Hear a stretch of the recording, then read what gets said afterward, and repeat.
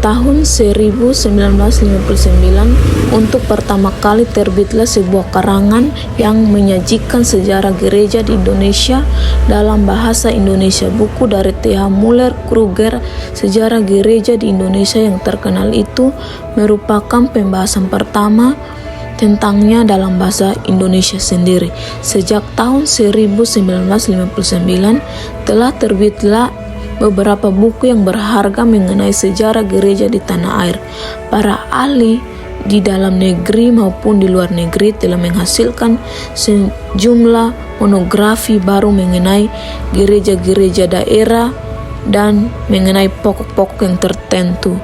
Setiap usaha menggambarkan sejarah gereja dan mempunyai corak tersendiri dan akan memakai patokan dan cara menilai sendiri.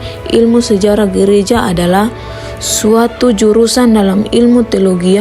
Itu berarti bahwa buku ini dengan segala kekurangan bermaksud hendak merupakan suatu buku teologi yang mempertimbangkan, menilai dan mengkritik gereja dalam sejarahnya. Dan sejarah gereja seharusnya meliputi bidang-bidang lebih banyak daripada hanya pekabaran Injil.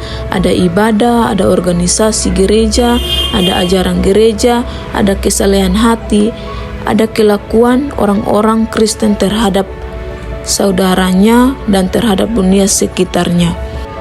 Tetapi dalam sejarah gereja-gereja itu terdapat pula unsur-unsur bersama.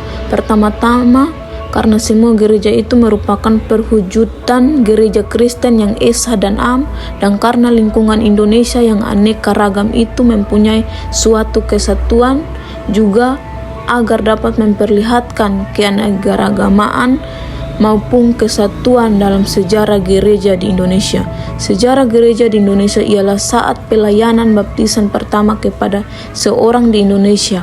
Bagi seorang Protestan tidak usah menjadi soal bahwa yang pertama kali pelayanan baptisan di Indonesia adalah orang-orang Katolik. Mereka membaptisan orang dalam nama Allah Bapa, Anak dan Roh Kudus, dan baptisan itu adalah sah. Oleh karena alasan-alasan tersebut, kami beranggapan bahwa sejarah gereja di Indonesia telah mulai pada abad yang ke-16.